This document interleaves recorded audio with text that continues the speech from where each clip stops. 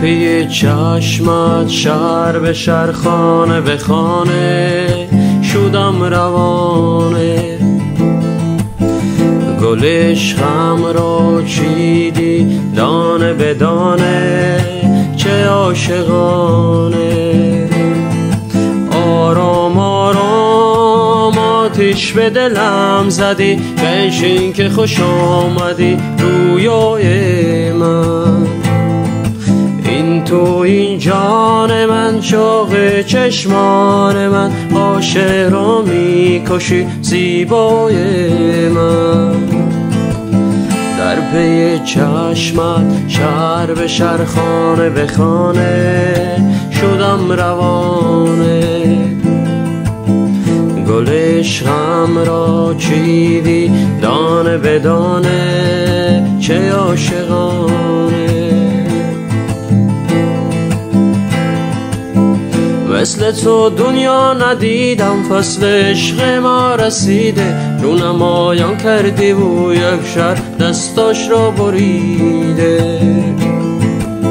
کفرم و دینم تو هستی هرچه میبینم تو هستی. بی ستون ها میکنم من چون که شیرینم تو هستی.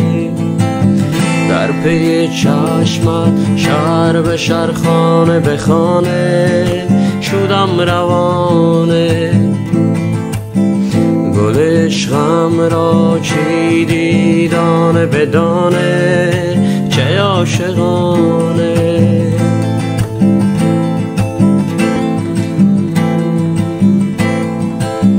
من تو را راحت نیاوردم به دست جان.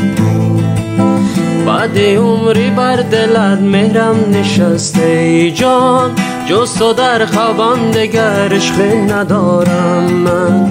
غم شود پیدا مگر من میگذارم بر.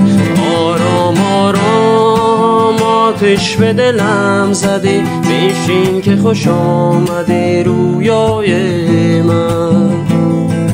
این تو این جان من شوق چشمان من عاشق را میکشی زیبای من.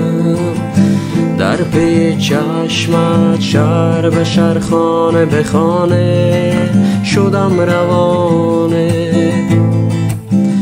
گل عشقم را چیدی دانه به دانه چه عاشقانه.